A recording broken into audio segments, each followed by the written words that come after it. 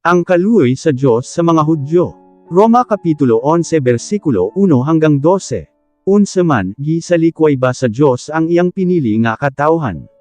Wala gayod, kay ako mismo o sa ka-Israelinhon, kaliwat ni Abraham, ug sakop sa tribo ni Benjamin.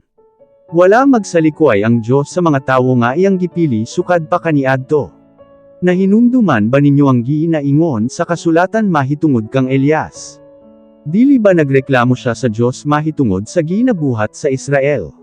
Miingon siya, Ginoo, gipamatay nila ang imong mga propeta, o gipangguba nila ang imong mga halaran.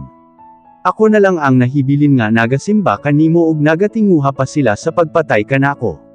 Apan unsa ba ang tubag sa Ginoo kanya?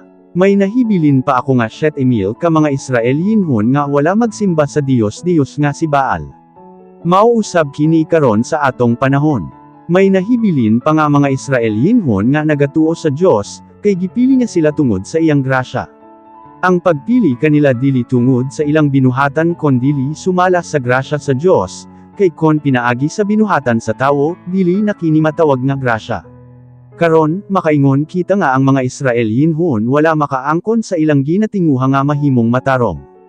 Ang pinili lang sa Diyos mao ang nakaangkon ni ini, apan ang uban gipagahi ang ilang mga ulo.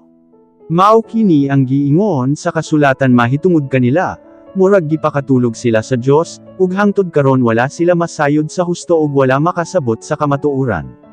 Si David nagingon usab mahitungod kanila, hinaot nga ang ilang mga halad mahimong litag ug kapangdulan nga makapalaglag kanila. Hinaot nga mabutaan sila, ug hinaot nga dili kuhaon ang mabugat nila nga ginapasan aron mga buktot sila hangtod sa hangtod.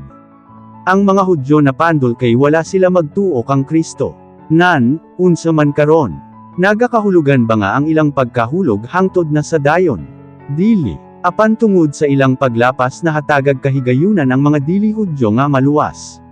Ug tungod ni ini masina ang mga Hudyo. Karon, kon ang paglapas ug ang kakulangon sa mga Hudyo nagdala sa daghan nga kaayuhan ngadto sa mga tawo sa tibuok nga kalibutan, labaw pagayod kon makumpleto na ang gidaghanon sa mga Hudyo nga mutuo kanya.